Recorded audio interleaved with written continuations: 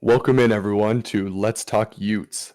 Today, we are going to be recapping the Baylor game, previewing Utah State, giving out our locks of the week, and going with another edition of the Big 12 Power Ratings. So let's jump right into this. Landon, what are your initial thoughts on the Baylor game? Man, such an up and down experience. In that first quarter, Utah looked like prime Georgia with prime Oregon last year offense.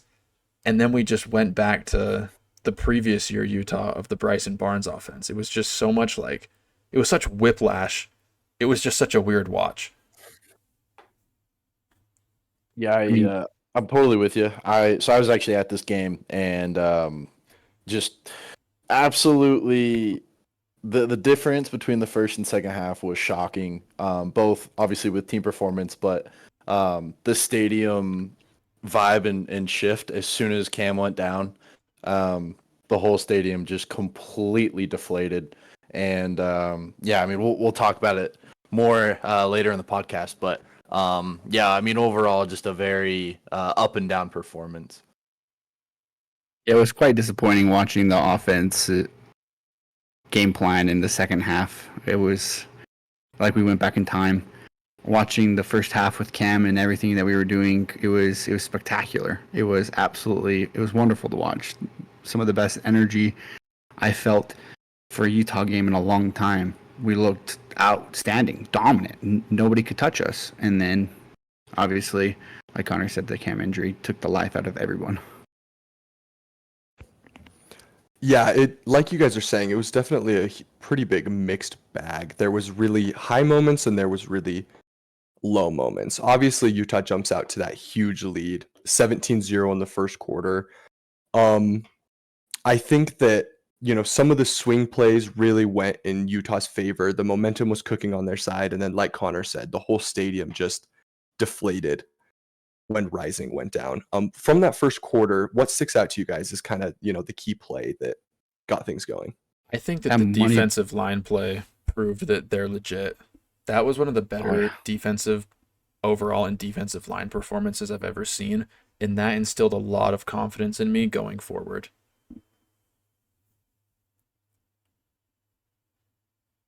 Yeah, I think just overall the offense moving. I know we've talked about it before, but it's only the second game since 2023, and just seeing the offense move like it did. Just quick passes over the middle, like it's just I'm still kind of not used to seeing those just from the Bryson era. And obviously the second half was a completely different story, but first or second quarters, we really didn't have any issue moving the ball. The offensive line was playing a little bit better than the SU game. We were getting push up front. Awesome game from Mekhi Bernard as well. But yeah. I think the athleticism of our defensive line, kind of piggybacking off Landon, kind of highlighting Van Fillinger with that absolutely incredible play, blocking the field goal where Theo Johnson was able to take it back for a touchdown. That was so freaking cool to watch. I think that was in the second quarter. And just the whole first half, Utah looked like the best team in the Big 12 by a landslide. And then we had plays after plays where we looked dominant. I mean, the Money Parks reverse with the fake to Dijon Stanley, the deep pass to Dorian Singer that barely missed. Cam just barely overthrew him. There's so many plays that just had me drooling, man. I was so excited, so ready for this game. Yeah, I think the overall stats tell an interesting story because Baylor had 223 total yards, Utah had 292 total yards, and really it was a tale of two halves. Utah did most of their damage in the first and second quarter up until Rising was hurt, and Baylor did pretty much all of their damage in the third quarter. Daquan Finn finishes 9 of 21 for 115 yards and 1 TD. And, most of those passing yards, about half of them came on one play to Cameron, took a nice pass from Finn all the way to the house from over 40 yards away. So I think that, Utah really controlled the tenor of this game. I think it's a game that Kyle Whittingham really looks forward to, one that he can jump out to an early lead with kind of almost no pressure and then just cruise on the run game and the defense to victory. Yeah, I mean, it's just like you're saying with Kyle Whittingham. I used to be more frustrated at these types of games, and it can be hard to watch in the moment, but clearly the coaching staff has done some analysis and they really believe that just heavy ball control when they get up and trusting the defense is going to win them games. And it honestly has worked for Utah historically. Like, it's tough to watch sometimes, but I don't think it means that Utah can't score without Cam. Like, I think if necessary, we could have scored more. We just believed that that strategy was what was going to be best to win this game. I agree with you partially, but not fully. But I guess I'll share my opinion more when we talk about Cam going down. Mm-hmm. I was saying like that last drive. I mean, it's kind of shows what Lana's talking about. We took I think 7-8 minutes off the clock, limiting Baylor to even do anything, being down 2 scores. Yeah, I've got to say that I actually was pretty impressed with Baylor's defense. I thought even when Rising was running the show, there was nothing like too egregious about, their performance. I thought that they, for the most part, were, I thought for the most part, they were sticking with Utah really well. There weren't egregious missed assignments, and really the defense kind of put them in a tough spot with the fumble recovery that gets them first and goal. So overall, I'd say Baylor, I think, projects as a better defensive team than I thought they would be coming into this game. Oh, completely agree. Baylor's front 7 looked much improved. Dorian Singer kind of just had a field day with getting PI after PI on number 8, I believe, for Baylor. Just absolutely just showing why he's our number 1. Hopefully we can get in the ball more. We'll talk about him more later probably. But it was super fun to see kind of him having a little playground play where he's getting him to bite on his fakes, and it's pretty fun. Yeah, I will say Yeah. last note for me, Teo Johnson had an outstanding performance, and I feel a lot better about the safety room going Incredible. forward. That's all from me.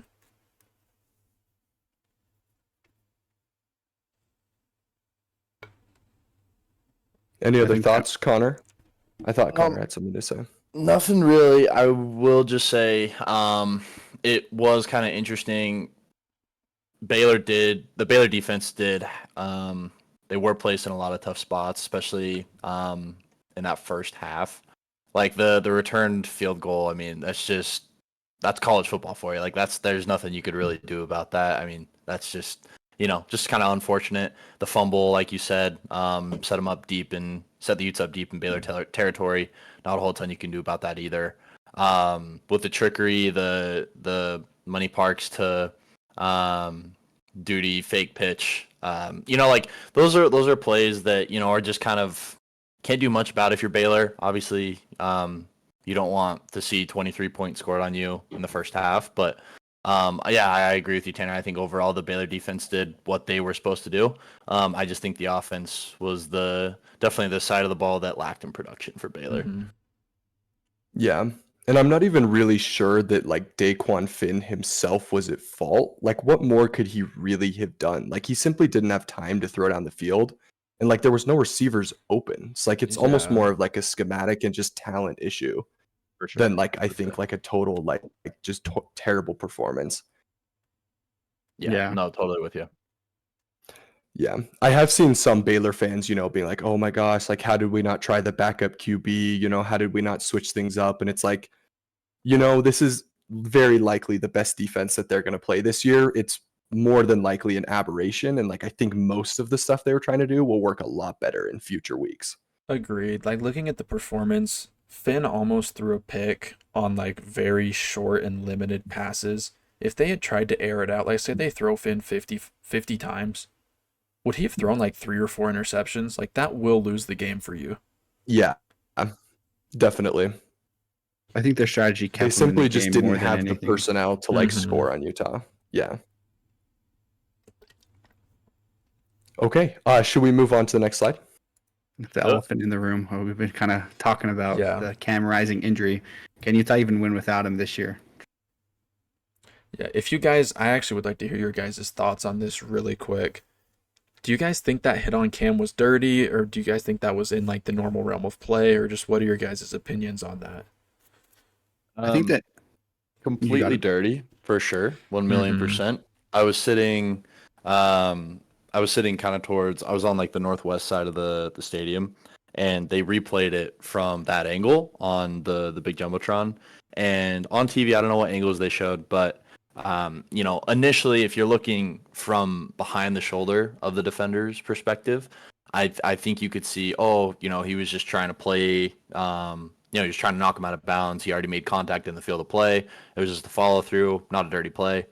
If you watch the replay from my angle, that was played in the stadium, not sure if it was played on TV. It was very clear that probably 3 or 4 steps out of bounds, the Baylor defender intentionally shoved Cam into the Gatorade in the benches, and totally dirty play. The whole stadium saw it.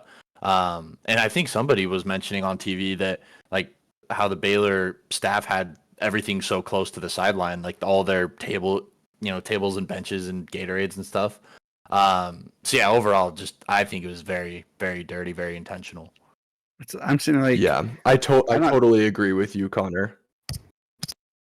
Yeah, I totally agree with you, Connor, because from like the angle cut looking towards the offense, you can't really see like where the defender's arms are. He's kind of like hiding it with his body.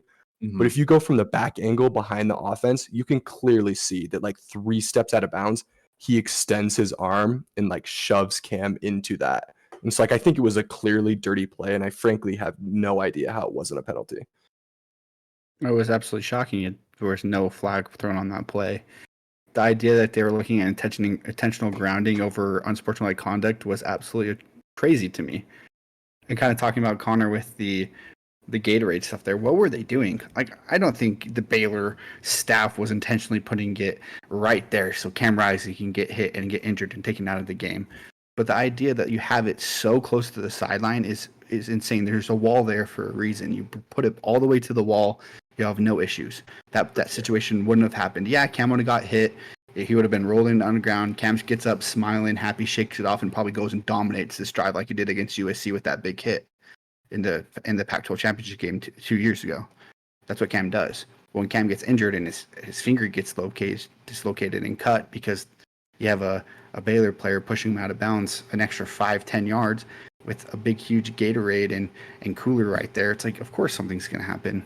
It was insane for that play not to be flagged and for them to think about intentional grounding over a unsportsmanlike conduct play there was out of this world, out of my mind.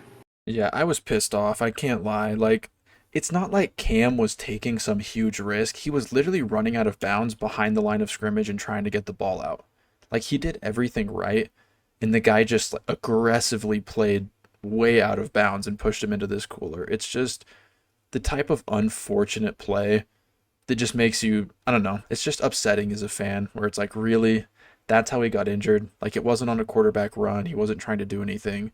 Like, some random player on Baylor pushed him into a stupid water cooler.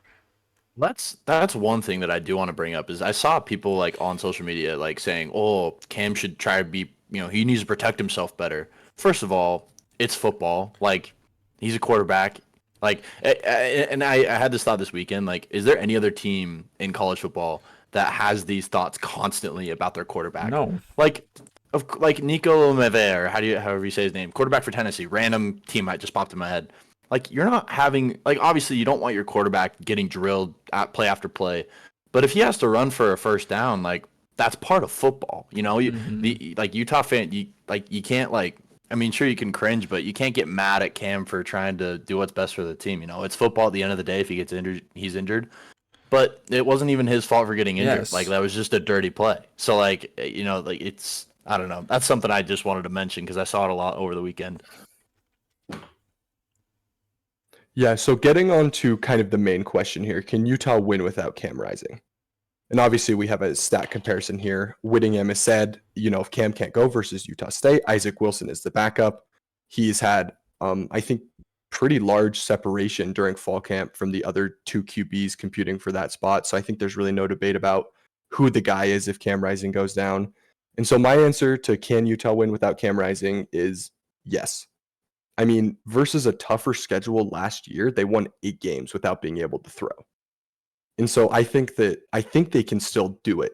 Can they reach their ultimate goals? I think probably not.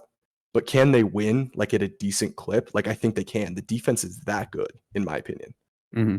Yeah, I'm with you on that. The run block actually looked really good. I saw a stat that Utah was creating an average of 3 yards per rush before our running backs had to actually even get contact, which is really impressive to me. And then I also think that let's not give up on Isaac Wilson yet. He's been thrown into some tough situations, and I know it sounds like we're just repeating the same narratives of last year. Oh, he needs more time, he needs to learn the playbook. There might actually be some truth with that because Isaac's arm is a lot. I mean, it's honest, he has a nicer arm than Cam. Cam just does everything else so much better. Isaac has more potential than any of the other guys we had in the room. And him being a true freshman, he actually does need some more time. Like him coming in as a true freshman for any team would be a scary circumstance. And so I'm not ready to give up on Isaac Wilson yet. I still think that he could be a pretty good player and we could win quite a few games with him. Yeah, I mean, his interview at the end of the game of the Baylor game kind of alleviated some of my concerns. He's just talking about how he needs to be ready. He's taking the blame on this, on any of his bad play, which is something that is, as a fan, is something I like to hear. I'm not necessarily saying he played bad. I mean, he came into the game and he had no idea he was going to play, and he helped us win the game. Of course, we want to see more from him.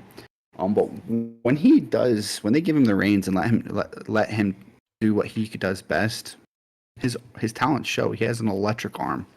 His arm talent is second to none when it comes to Utah quarterbacks on the roster, and he just needs to have a little bit more time. And I think maybe a week of him getting all the reps will help him out in practice and be able to succeed against Utah State if Cam can't go.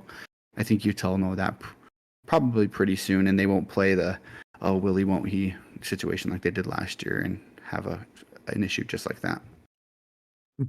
It's funny you say that because I was listening to the post game presser after we got home or after the game, and Witt literally said that's not the quarterback information is not something we're willing to reveal at this time. So I do think it will be a little bit of a guessing game. If I had to guess, I think Isaac's going to start just because it's to an inferior opponent. But I do agree with Tanner. I think as far as like reaching our ultimate goal of winning the conference and going to the playoff, I think it's completely out of reach if we don't have Cam. Just based off of what our offense looked like last year and what it's been looking like this year. Not saying we can't win 8, 9, even maybe 10 games, depending on how Isaac's trajectory looks. But as far as like winning the conference and making a run to the playoff, I just don't see it. But I do think, giving Isaac some time, giving him time with the ones this week, giving him all the reps, I think we could see a different product on the field. That's the hope, obviously. And I think Isaac has a lot of weapons at his disposal with, Dorian Singer, Damon Alford, Micah Pittman, and then, obviously our slew of tight ends. And then, Mekhi Bernard, 120 yards on 19 attempts, if I'm remembering the stat line correctly. If he can keep it up, I think we have if we can just develop a reliant rushing attack to take the stress off Isaac, I think it's definitely possible for him to game manage and win games. Mm-hmm. I also think that there's like a slight bit of like overreaction to I think Isaac's performance versus Baylor because like he threw 9 times. Like it's not like he was exactly like asked to do a lot. And like really outside of the one throw to Singer he missed on 3rd down, I don't really feel like he made like another terrible throw in my opinion. I think that some of his incompletions were just great defensive plays. I remember he threw it was either like an out or a curl to Singer or Money Parks that was right on the money, but the defender was just there and broke it up. So I do think that, like Isaac was not prepared for this week. The coaches were not ready for him to come to the game because we were expecting Cam to be in there. They only threw him 9 times. They had a lead, 23-0. They knew they could just milk it, totally run the clock. And so I think there is a little bit of an overreaction going on, but I do think that if he is the guy for Utah State, he'll be more prepared. I don't expect him to be incredible, but I mean, there's a reason that the coaches are raving about how he's practicing and how he's playing so well in practice, and clearly the number 2 guy, and has all the talent in the world, and he's the guy they're sticking with. Like, there's a reason for that. This is his first 2 college games, and I think eventually he'll show that talent that he's showing in practice. Yeah, I will say you can only run the plays that are called, and Isaac Wilson only ran about 3 plays his entire time in the game. And if you remember, Utah was already starting to close down the playbook even right before Cam got injured. We had started running about 70% of the time. The passing concepts were looking very basic. Like, I think even if Cam had stayed in, the playbook was, I mean, whether you agree with it or not, I feel like we were starting to try and hide the playbook. I mean, yeah, it's only throwing 9 times as for a laugh is you're hiding something, and you're just relying on the defense that Utah had that game to win the game, like we talked about on the first slide. And I mean, it showed it worked. Totally agree. Any final thoughts on, Cam Rising or Isaac Wilson, or what you guys are expecting? All I'll say on that is I hope Cam at least gets some reps if he can play, if he's willing to. I've heard rumors of it being a deep laceration, could have been a dislocation as well. Don't know.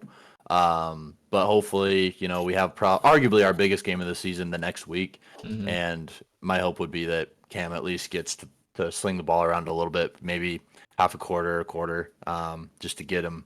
Like I said, because he's only played how many quarters? 3 or 4? He's thrown like 20 passes only. He's played like 3 quarters. Yeah, it's his 29 attempts. He needs more than that.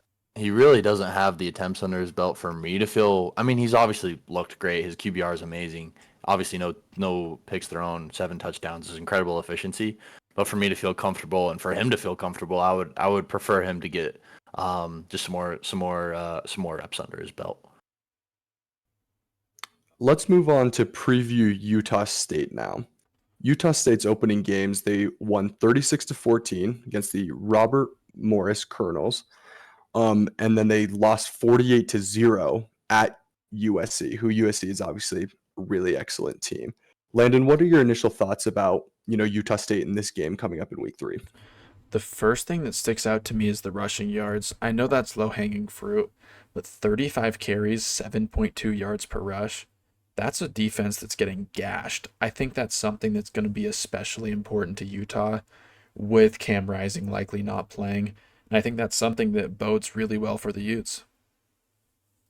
Yeah, I think big thing that stands out for me is their down efficiency, especially in that USC game. I wasn't able to watch it. It was a late one for anyone who stayed up to watch it. Kudos to you.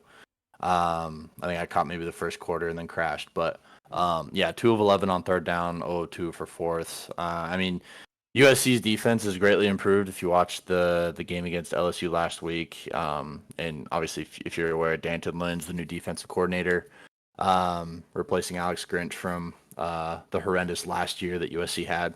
Defense looks mightily improved. So, against what I'm assuming to be a decent USC front, efficiency is lacking, but jury is still out on how good USC's defense actually is, because we're still kind of questioning how good LSU actually is. It's still early in the season. That's just kind of how things go, but that's what stands out to me.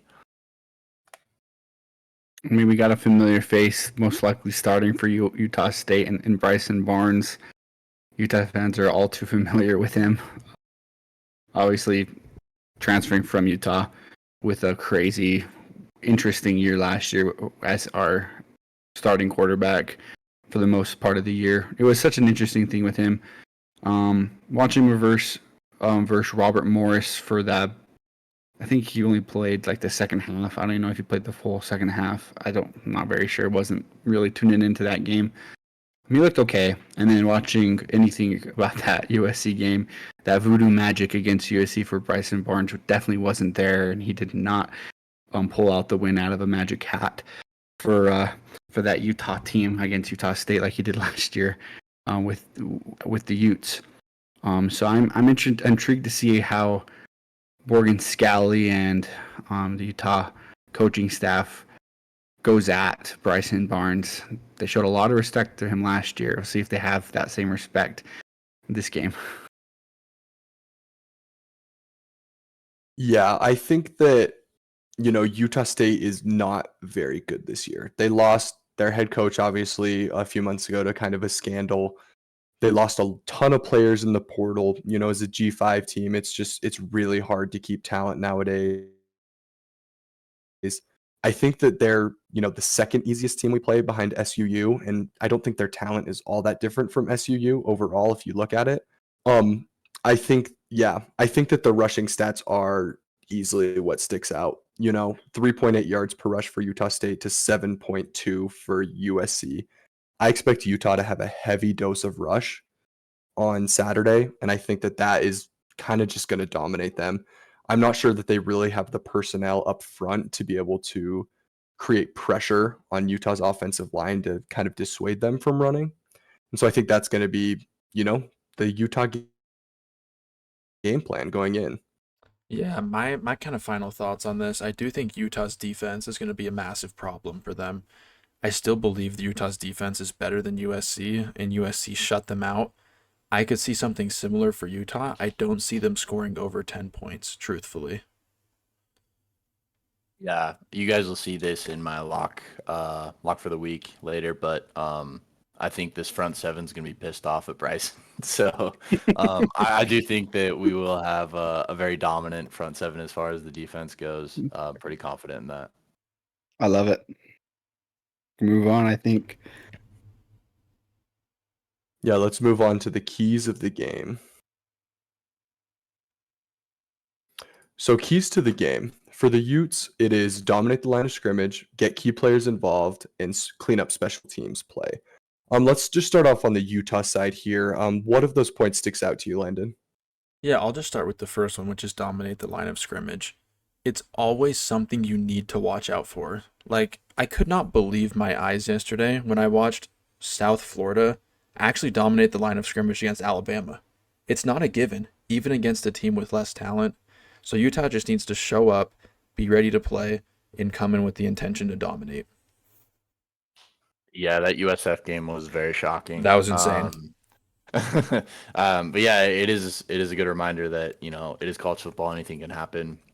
I will say for the Utes, getting key players involved is something we didn't do a good job of last game. Truthfully, I don't even think Keithy had.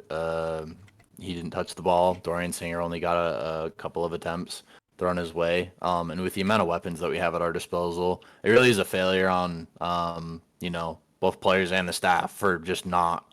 Like, our offense should be scorching hot. Yeah. Even with Isaac, it's a different story. But even with Cam in the game, we have so many weapons. I'd like to see the ball get distributed a little bit more. I think the X factor in this game is Brant Keithy. I think he's one of the best athletes on the field, and I think it's going to be vital that Utah gets him touches. One, to keep him happy, warm. Keep him.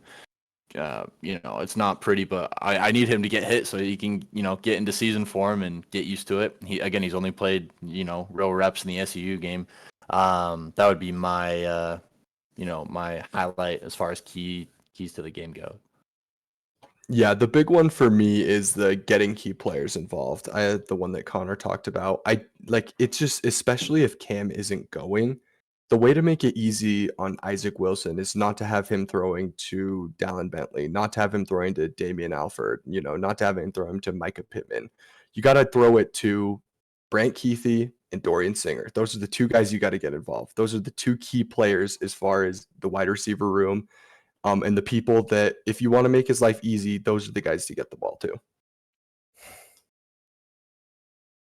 Okay. Any final thoughts on Utah's keys to the game, or should we move on to Utah State?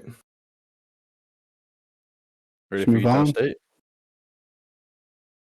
Okay, Utah State. The three keys are for them to win the game are stop the run, force turnovers, and create explosive plays. Let's start with you, Landon. Yeah, I want to focus on create explosive plays here for a little bit. I don't think they'll be able to consistently move the ball on Utah's defense. You saw that Baylor wasn't able to. Obviously, SUU wasn't able to.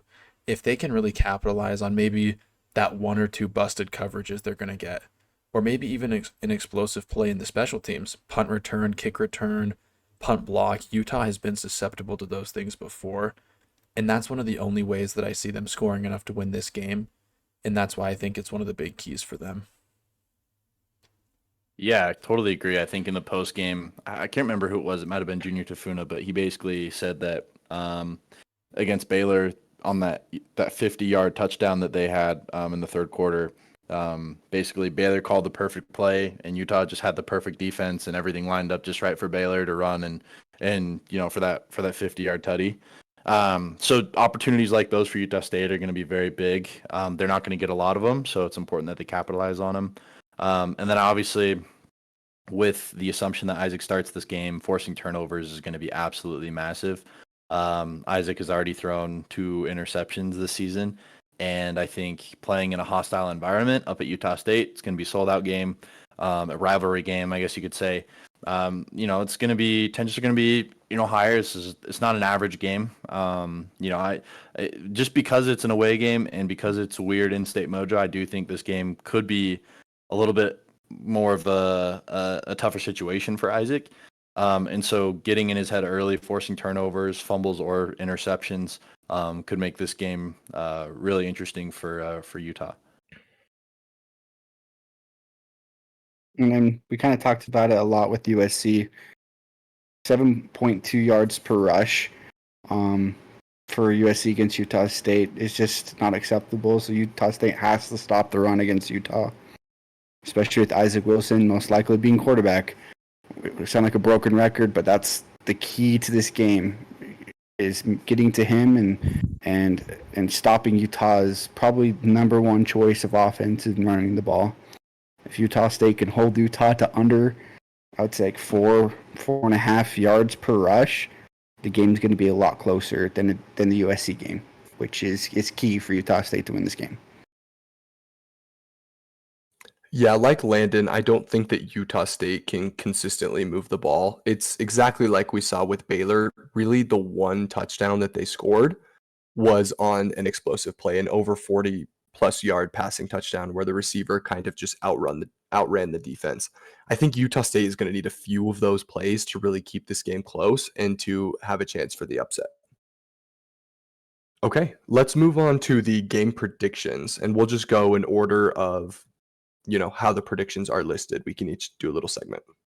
Yeah, so I can go first with this. I have 31-7 with Utah winning. I was considering being a little more pessimistic with this, and I even briefly considered picking Utah State to win this. At the end of the day, though, I just think the talent disparity is a little bit too large. If you remember last year, we were in an even worse quarterback situation and injury situation overall, and we beat teams much better than Utah State. So, got to ride with the Utes here, 31-7. Me being at 24-7 is pretty self-explanatory. Our offense might not be as explosive. Utah's defense is awesome. Going to hold Utah State to probably less than 10 points. It's kind of funny. I'm usually the optimistic one, and I'm probably the most pessimistic out of this bunch, which is interesting. Yeah, for me, I went 34-3. I simply just don't think Utah State has the talent to really stop a team like Utah. Like if Utah is without Cam Rising, like Utah State is exactly the kind of team that I think Utah would want to face. Just one that really can't physically overpower them, one that really can't, stop what Utah's bread and butter is. And I think the Utes have a really big rushing day. Isaac Wilson makes a few nice plays, and I think the defense is just lights out like it typically is, and Utah wins 34-3. Yeah, I'm not worried at all about Utah's defense. I think they always show up no matter what. I think offensively this game could get really interesting if Isaac obviously starts this game. If Cam starts this game, we're putting up 40, 50, 60 points in my opinion. Mm-hmm. Assuming Isaac plays all four Qs, I think this game could get interesting depending on how Isaac's playing, how his preparation is, and also how restricted Ludwig is with the playbook. I think if we're playing scared from the get-go, I think this game, unfortunately, could be a lot closer than we want it to be. I do think we take care of this game 27-6. But like I said, USF was right down to the wire with Bama. This past week, Bowling Green almost beat Penn State. Anything can happen. There's an in-state rivalry game, and with a backup quarterback, true freshman heading into a hostile environment. On paper we have the talent to completely destroy Utah State, but like I said, you just never know. So I'm being a little bit more conservative with my scoreline. Yeah, I do think the road game aspect of it is a good one that we haven't really touched on a lot yet.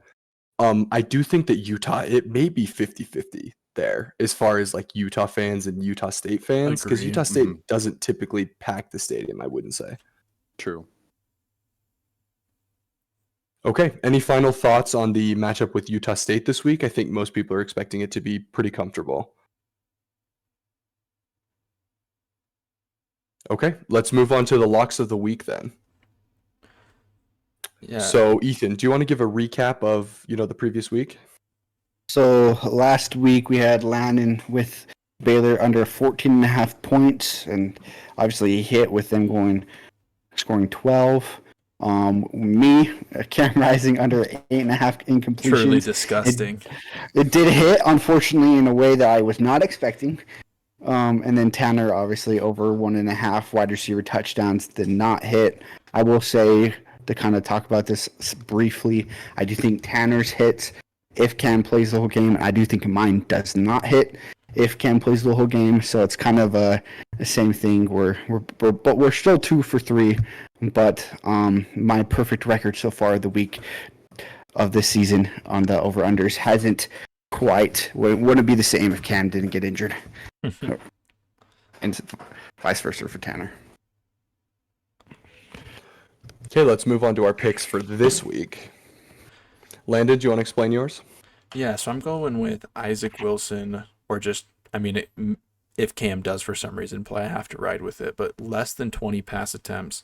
So 19 hits, 20 does not. I kind of base this. Isaac Wilson played a little bit over a half of football, and he only attempted 9 passes. I do think it's possible that we throw more than that, but at the same time, if the running game is rolling, Utah's just going to lean on the run and end the game. We've seen it so many times. So that's what I think. We can do grades as a group. I would give myself a grade on that, like a 5 out of 10 boldness. I think 5 out of 10 is a good spot, especially if it's quarterback, not specific to Isaac Wilson. If it's specific to Isaac Wilson, I get that. I drop that down to a 2 or 3. But if it's just the quarterback play, because you never know, Cam might play, I probably give that a 5.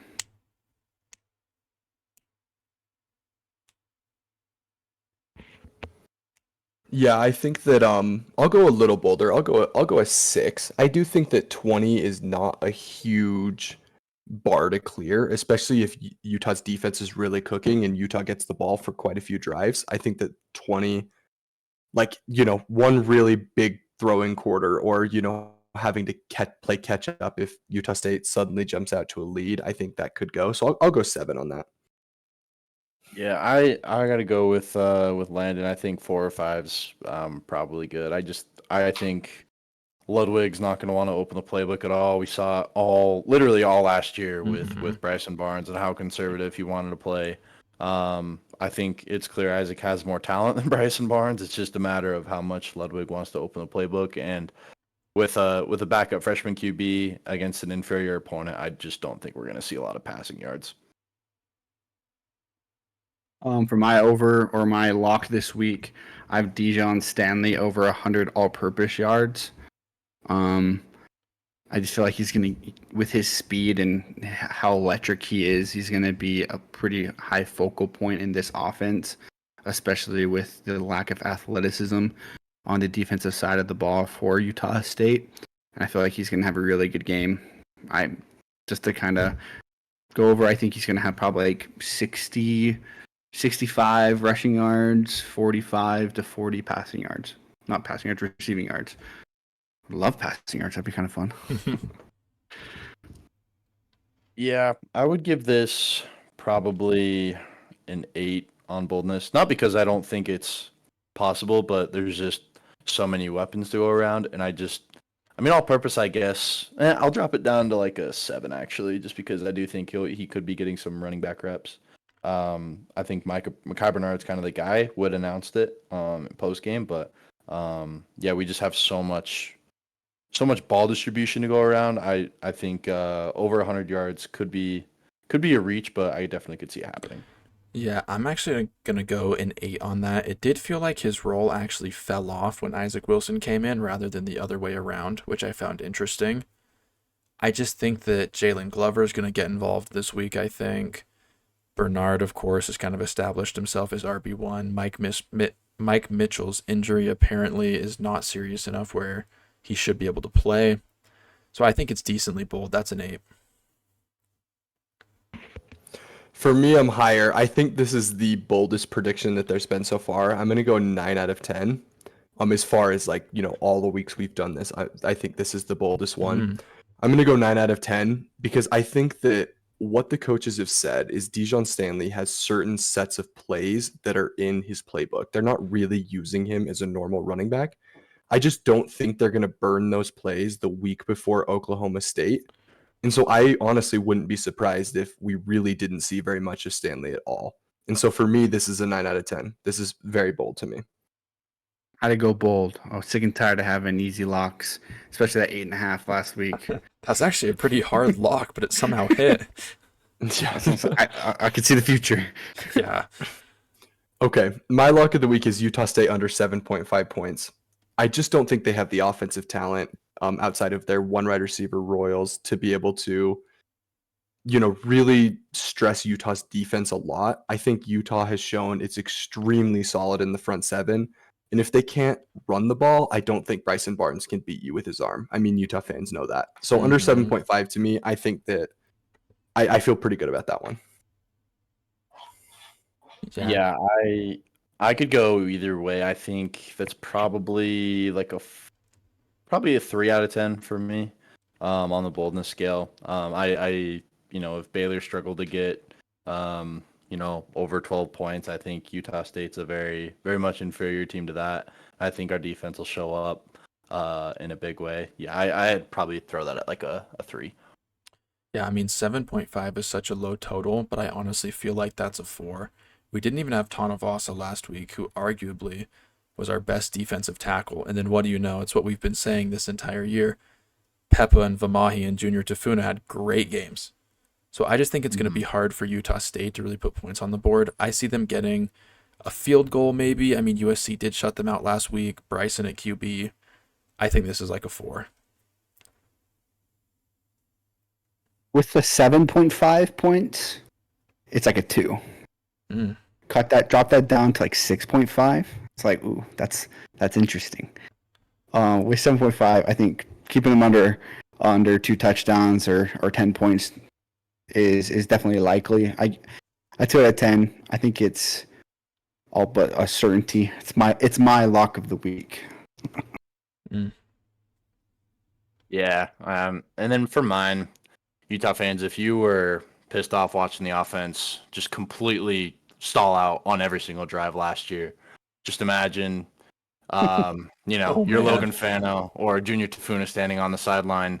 You just forced a 3 and out, and before you can even take your helmet off, Bryson Barnes is trotting off the field and punt units going out, and you have to go on the field again. So I can guarantee you they were all probably a lot more angry than you ever felt last year, which is saying something, especially for me. So I think this front seven is going to want to get revenge. I think Scally's going to want to put some pressure on Barnes. I mean, Scally's seen him firsthand in practice. He's seen what he can do. And I really think we're going to mix up our blitz packages. Our defensive front is just superior to their offensive front. I think over 4.5 team sacks is it's my lock of the week. I did the same one for SUU. I think, with it being a rivalry game, with Bryson Barnes being back at, starting QB, that's the assumption at least. I think these boys are going to want to get after him. Yeah, I'm giving this a 2, almost a 1. I mean, when you pair a bad offensive line with a quarterback with zero pocket awareness whatsoever, who also doesn't read the field quickly, and then he tries to, he does not throw the ball away, I just struggle to see how Utah's not going to get at least 5 sacks. So this is in like the 1.5 to 2 range. Honestly, I'm going to go for 1. I think this is really going to happen this week.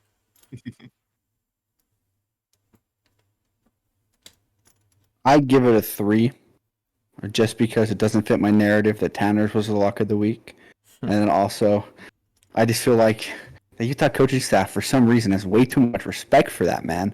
And they're like, hey, tone it down, don't hurt him. They low-key would. Not truthfully, I don't think that's exactly what's going to happen. Truthfully, if in all reality, this should be a 2, this should be a 1. I'm going to keep it a 3, just because I already made my bold claim of Tanner's being the lock of the week for me. I'm also gonna go with a 3. I think that 5 sacks is like it's like a good total of sacks. Like I wouldn't say it's like outrageous, but it's not something you can just luck into. And so I think that, there is some risk to it, but I do think it's likely to happen. I'd love to see like the narrative of the coaching stuff. What are they saying to get this game going? Are they being respectful to Bryce? Are they being respectful to this team? Or are they saying like screw them? Like this is what they did to you last year. Like show like Connor said, like bring in that fire, bring in that pain that defense have felt because they were constantly going out there playing 90% of the game while the offense sucked. I just hope that's the message, man. I hope that's the message. That's all I can say. I do too. Yeah, I can't. I don't know. Like, I would be extremely concerned if like any part of like the prep was like the respect to like Bryson Barnes. Oh, like for I sure. really I don't can't think think of a player who like deserves it less. So like, it's so true. Yeah. It's Dude. so true. It's like nothing against the guy personally, but I would be so happy if he literally didn't complete a single pass and was sacked upwards of 10 times. Physical sacks. Like, yeah, I'm done with it. yeah. There were seasons where Utah lost more, but I don't think there were seasons that were worse than that one last year. Personally. Yeah. Totally agree. Okay. Any other thoughts on the locks of the week, or should we move on to the Big 12 power ratings for this week? Good to Let's move on. Good for me. Okay, so coming in at first, we all ranked them first, was the University of Utah. I think we can kind of glance over this. I think it's a little bit self-explanatory. I'm not sure anyone in the conference has the combo of defense and offense Utah does when healthy, which is the big caveat. Yeah, and I would just say my 2 cents on this. Utah's defense is by far the best unit in the entire Big 12 of offense or defense. Yeah, I agree with that. Yeah, I don't think that's a question. Yeah.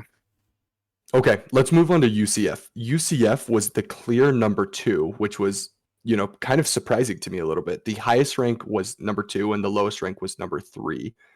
UCF, I think, is a team with an extremely strong running game and a very good defense, which to me sets them up to win a lot of games this year in the Big 12. Yeah, I mean, paired with a good coach and a good home environment, I think they're set up to do some good things. Yeah, I mean, I don't think KJ Jefferson has had to do too much yet, honestly. Just because they played Sam Houston this week and then some nobody last week. Just like a lot of teams have. Yeah, New Hampshire. And they've blown out both of their opponents. It'll be interesting to see, but as of now, I haven't seen anything from Oklahoma State, Kansas State, or any of the other teams that I expected to be powerhouses in the Big 12 this year. In fact, I've seen much of the opposite that doesn't encourage me. So that's why I think UCF is as high as they are.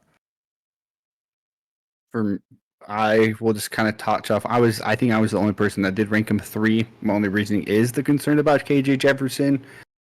Can he do more than he is now? And I think he will have to win some better games against some better teams. That kind of holds him back. But 3, they're still a really, really good team. Coming in at number 3, which was a little surprising to me, is Arizona State. They've easily been the biggest riser of the season so far. 2 pretty impressive wins, I'd say. Anyone have any thoughts they'd like to share about Arizona State? Yeah, I would just like to say they almost were kind of hidden in plain sight. They have the second highest talent composite in the conference, paired with a really good coach with Dillingham going into his second year. They're already massively overperforming, and I think that's going to continue throughout the year. I think Arizona State has the best resume so far of any Big 12 teams. They absolutely blew Wyoming out of the water, and if you guys watch Wyoming at all, you know that they're no cupcake. I think Texas struggled with them big time last year. Texas Tech Um, lost to him. or and Texas Tech also lost, and so blew out Wyoming, which is impressive to me. And then they have an SEC win under their belt against Mississippi State, which is a very quality win, more quality than most teams in the country have right now. And the scoreline is not indicative at all of how this game went for them. Final score was 23-30. I believe Arizona State was up like 30-7 or 30-10 in the fourth quarter.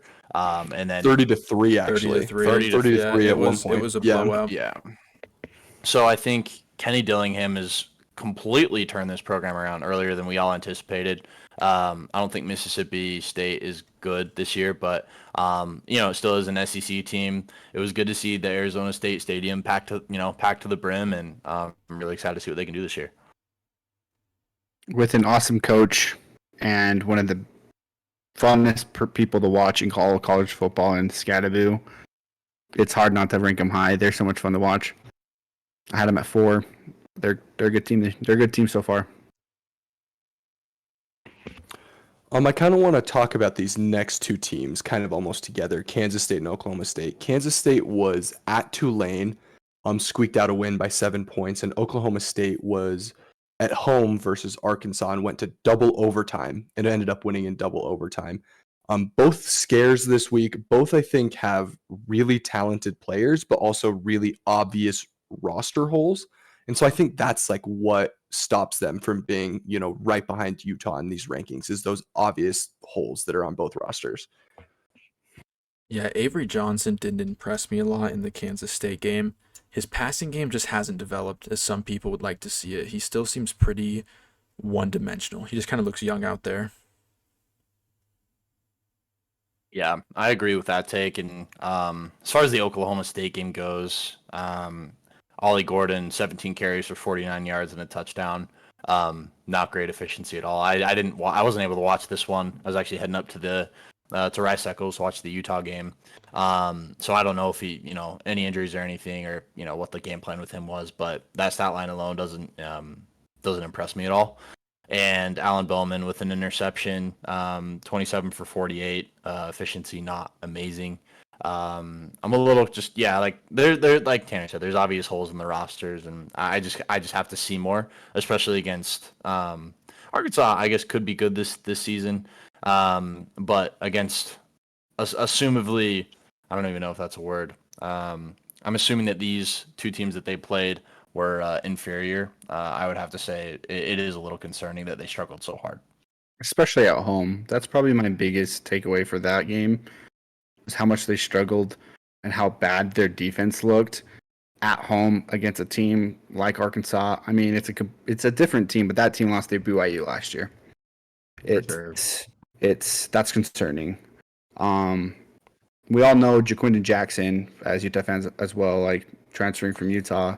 He was running all over Oklahoma State's linebackers in front seven, and if JJ, who's injury prone and not the best running back, can do that, I think on a neutral playing field where it's J. Harvey, like Giddens on Kansas State, they'll have a hard time beating those teams. And then talking about Kansas State a little bit, Avery Johnson did struggle, but he didn't lose them the game. He didn't turn the ball over. Maybe some of those throws definitely could have and should have been picks. They weren't, and they capitalized on the lack of mistakes he made. And then Giddens is this incredible player for them. He's very fun to watch. Yeah, I was pretty startled by how easily Arkansas was able to move the ball. They had around 650 yards on Oklahoma State on the road. Like, that's pretty unbelievable to me. So I know a lot of Oklahoma State fans, were projecting a lot of improvement from the defense from last year. I just don't think that's manifested. Sometimes the players just aren't right. And I think that has kind of, I think the defense has kind of hit a lower tier outcome again this year. Okay, let's move on to talk about Iowa State. Iowa State comes in at number 6, obviously off of a huge rivalry win over Iowa on a last-second field goal, 20-19. The highest rank was 10. The highest rank was number 2. Pardon me. The lowest rank was number 10, and they end up landing at number 6 in the Big 12 Weekly Power Rating poll. Yeah, I actually had Iowa State at 4, if I remember my poll correctly. I just liked how complete of a team they looked. I didn't see the glaring weaknesses that I saw in a team like Kansas State and Oklahoma State, which is why I gave them the nod. Rocco Becht had a solid performance against a stout Iowa defense. 66.4 QBR, 2 touchdowns, 1 interception. He played much better than Cade McNamara for Iowa, who had 99 yards, 0 TDs, 2 interceptions with a 9.7 QBR. I liked what I saw from Iowa Wow. State here. Abu Sama had a decent game, 3.4 yards per carry with 17 carries. And Jalen Jackson had some explosive runs as well, 5.2 yards per carry for 5. Iowa State just looked like a complete team to me. They can play on both sides of the ball. Yeah, I think for me, I had them lower. I had them at 10. They struggled a little bit with North Dakota last week, and so that's why I'm They still a little did. hesitant on them. Iowa is terrible. I'm of that opinion. I don't like Cade McNamara. Their offense, even after an offensive coordinator switch, is still terrible. I think it's obviously impressive. You can go, when you go into your rival's home and you beat them. It speaks volumes about Iowa State as a team. I do like Rocco Becht. I think he's overperformed my expectations. I just want to see a little bit more. I want to see a little bit more from them and what they do. And I think next week, who do they have next week? Let's see. They might be on bye actually. Arkansas State. Oh, they have Arkansas State. So I No, guess no, that's a bye actually. yeah. So that's what I thought. So yeah, I mean, until Big 12 play, it's going to be tough to kind of. I think the jury's still out on them. I think it's going to be tough to really see where they're going to land. So that's why I have them as low as I do. I have them the highest. I have them at 2. They continue to impress me. I'm a big believer in Rocco Becht. I'm kind of a little bit different on Connor. I do think this Iowa State win is the most impressive win in the Big 12 so far. Going to Iowa State and winning that game. No, Iowa. Sorry, going to Iowa and winning that game is just impressive. The only concerning thing for me is giving up 204 yards versus Iowa is pretty rushing yards is concerning. So if they can kind of clean up that rush defense, they could be pretty special. Okay, let's move on to Arizona, who has kind of been tough to get a read on so far. First game, their offense was absolutely electric. Second game, their defense was and then first game their defense was horrible. Second game, their defense was pretty decent, but their offense really, really struggled.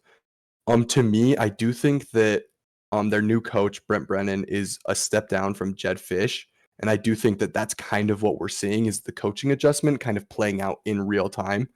And so, I'm not sure what I trust about Arizona right now. I think they have a lot of potential on all the different units of the team, but whether they can tie it together is the only thing I think holding them back from being in the top 5. Yeah, like Arizona, they're so weird. I think where I'm gonna see a lot from them is that Kansas State game next week. That's probably the circle of the week in the Big 12 for me. What can both of those teams do? If Kansas State does really well, does Arizona do really well? That would kind of shape up these rankings in my mind for those two teams, especially. Yeah, I think for me, like Tanner mentioned, the Brent Brennan hire. From what I've heard, he's a player's coach. He has a really good relationship with all of the kids, which is why he was initially brought in when Fish departed for Washington. Really just not super impressed with that aspect of things. Obviously, I knew they put up a whole bunch of points in week 1, but they, I mean, again, to very inferior opponents, and then kind of squeaked by if you're watching the game. NAU 10-22 is the final score there. If he'd has thrown an interception in each game he's played so far. So I'm not saying we'll see a sophomore slump, especially because he tore it up in the first game. And T-Mac obviously is a dog. So I don't know. I think they're a bubble team right now. Really hard to get a read on them. I think the defense has to show improvement, especially for this Kansas State game. And Fafita's got to play out of his mind. So far, he's been decently efficient, but we'd just like to see a little bit more from him and in the defense as well. Okay, let's move on to TCU. TCU came in ranked 8th. First game of the season, they beat Stanford on the road. Most recent game, they blew out an FCS team. I was the person that had them highest ranked at 4 because I think the at Stanford win is one of the best wins in the Big 12, and I think they honestly could have dominated that game outside of a few like fumbles on the goal line and a few procedural things that really held them back and are typical of a week 1 game. So to me, when I look at TCU, I see an extremely talented team. I see a really good coach, and I think their quarterback is pretty good. And so for me, that's enough I think they've been one of the most impressive teams in the Big 12 through this far. That's why I had them number 4. I was actually the one who ranked them 12. I just need to see more from them. I actually had an opposite takeaway against Stanford. I wasn't super impressed, and I'm still not sold on Josh Hoover.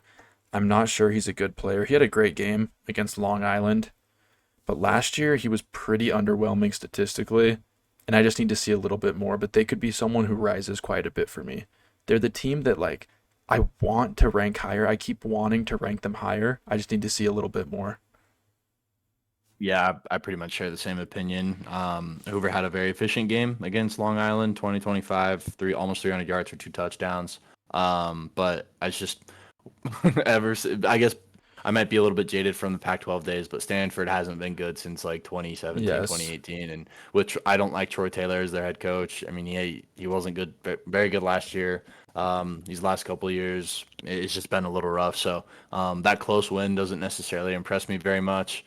And it being an away game for them, the farm's not a hostile environment at all. We've been, and there's no fans. So there's really not a huge impression to be made there. Yeah, like Lennon said, I just have to see a little bit more. Not much to add. Next week is the big game, UCF. We'll see what happens. Like, these next few weeks is really going to shape up these rankings and really kind of solidify where people are. Yeah, that's my game of the week in the Big 12 next week is TCU UCF. It's the one I'm most excited to see. Okay, let's move on to the second page, the bottom 8 teams. Kansas, number 9, coming off a loss to Illinois.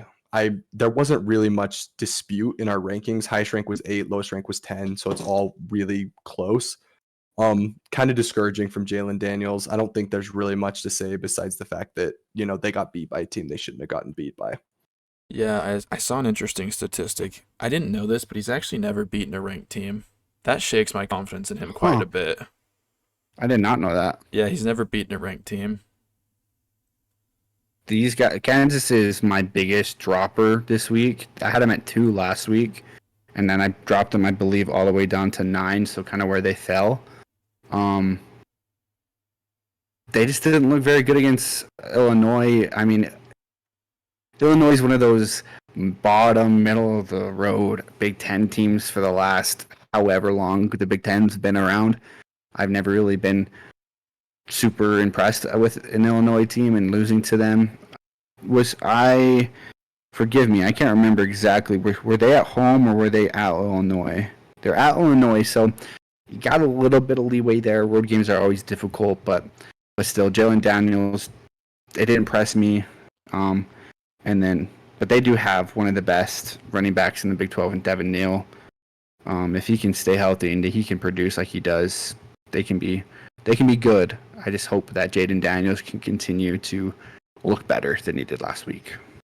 Yeah, Jalen Daniels looked rough. 141s only, 2 touchdowns, 3 interceptions, 18 to 32. Just not a very good game from him overall. I just need to see more. And, the fact that he sat out a year, I think Kansas fans are kind of living Utah fans' nightmares right now. We were all hoping that with Cam coming back that we were going to see the same Cam. It looks like thus far we have with Jalen Daniels. It's still kind of up in the air. He hasn't been playing fantastic. So, it'll be interesting to see what happens in the future. But Jalen Daniels needs to improve. We've covered Baylor a lot, so we can probably go pretty quickly over Baylor. I think there really wasn't much disagreement. Highest rank 9, lowest rank 11. Baylor, I think we all view as a decent team, but definitely, bottom half of the Big 12. Any other thoughts before we move on to West Virginia? Nope. Nope. Okay, let's go West Virginia. Obviously, pretty bad loss to Penn State in the first week. Penn State was just a lot more talented than them. And anyone have any thoughts on West Virginia that they'd like to share? They took care of I business. Garrett Green had a good game, but that's all I really took from an opponent like this.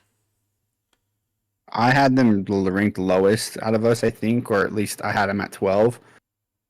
That Penn State loss is just looking worse and worse. I mean, a slim win against Bowling Green at home is not looking good, and West Virginia losing to them, especially at home as well, just doesn't look very good. So they haven't really shown me much. If they can continue to improve and maybe take care of Pitt next week, they can jump up. But right now they're bottom feeder, bottom half of the Big 12 for a while until I see otherwise. Yeah, I ranked them 6. I really think CJ Donaldson stepped up this week. He had 125 yards and a touchdown. Penn State's Penn State. It's a tough game. They're one of the best teams in the country. It's just a tough game. Sometimes it's just a talent mismatch. I don't even think they played terribly in that game. It's just, like I said, it's a talent mismatch. Penn State took care of business. I thought they had a good bounce back game, and it'll be exciting to see what they can do throughout the season.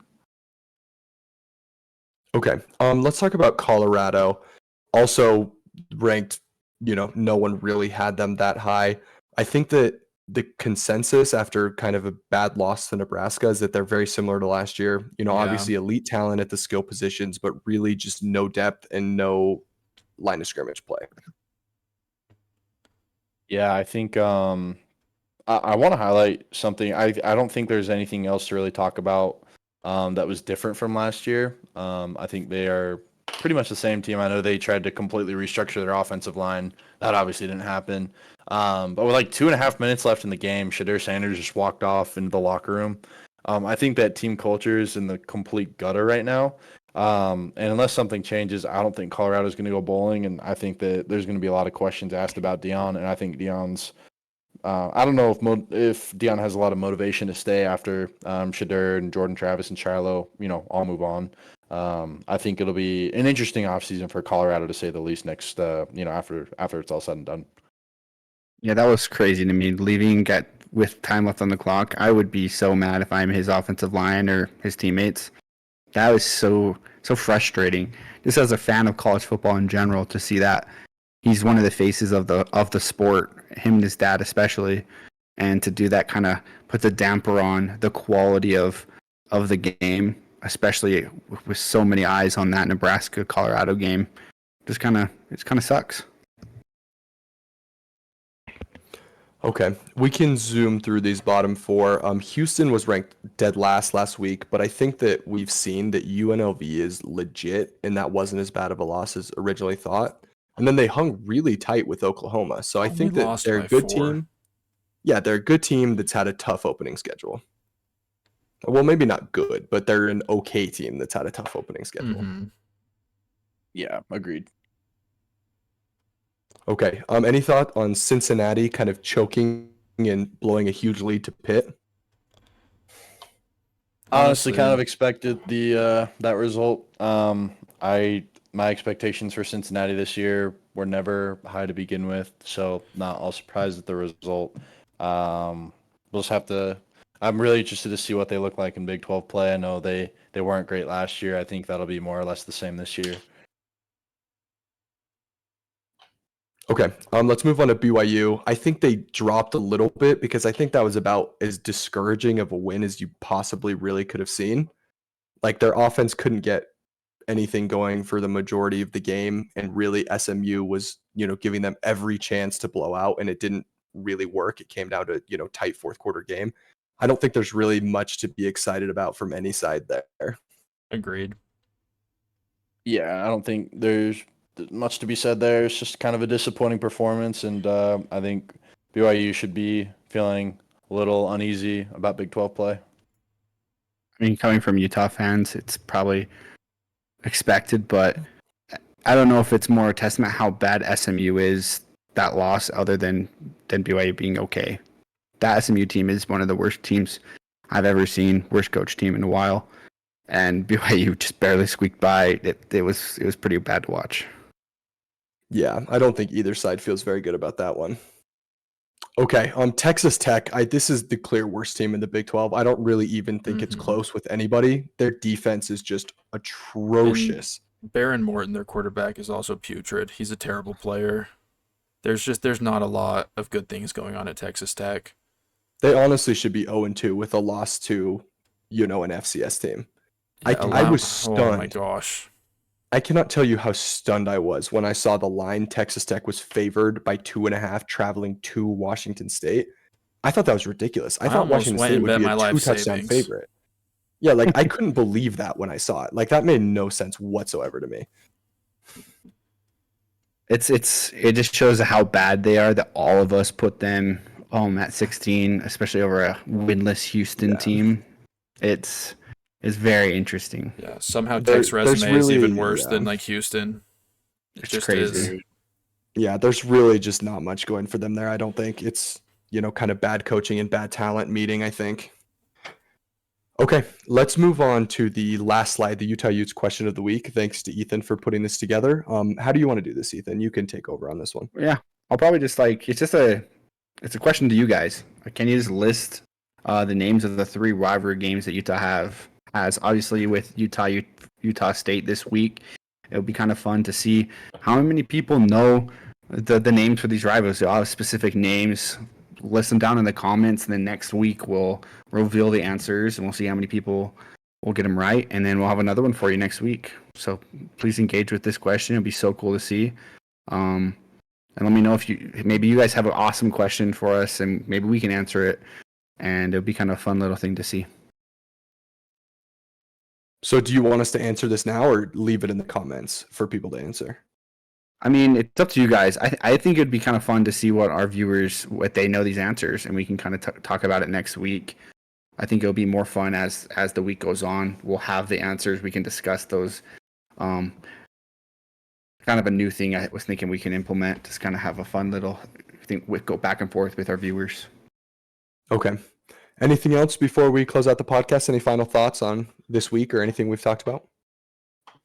I'd love to get your guys' thoughts on Utah falling in the AP poll from 11 to 12. I think that's nothing more than just an inconvenient position for Utah. They're wanting to move USC and Miami up. I don't think it's really about anything Utah did. It's way more about what USC and Miami did. Yeah, I think Miami and USC have clearly shown they're both top 10 caliber teams. Miller Moss and Cam Ward have both impressed me tenfold this season. I think it's just unfortunate. Would I have liked to seen Penn State drop out of the top 10 for almost losing to Bowling Green? 100%. Bama squeaked by USF, even though the scoreline doesn't show it. But it's just one of those things. I think everything will sort itself out, as the season goes on. Yeah, I'm pretty shocked with no Penn State drop as well. Even just a spot or two. Mm-hmm. I'm also a little shocked with no Oregon drop, but sure. that game finished at 1 a.m. Eastern time. So the majority of AP voters probably didn't even see that. They did drop 2 actually. They were 7. They dropped 2 9. Oh, okay. Well, that's why interesting. Is there no consistency? Oregon was ranked 4 to start the year. They barely squeaked by Idaho. They dropped to 7.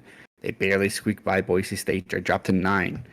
I mean, Penn State barely beats Bowling Green at home, and they don't move at all. It's very interesting. There's a lot of it's very fishy.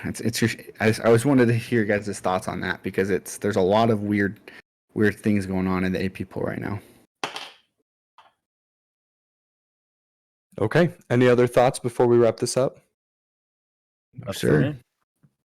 Okay, thank you all for listening. Please like, comment, and subscribe. It really helps the videos. We love engaging with you guys when you do interact with the post, and we're loving making these videos. So it really help us out if you subscribed. That's it from us, and go Utes. Go Utes, baby.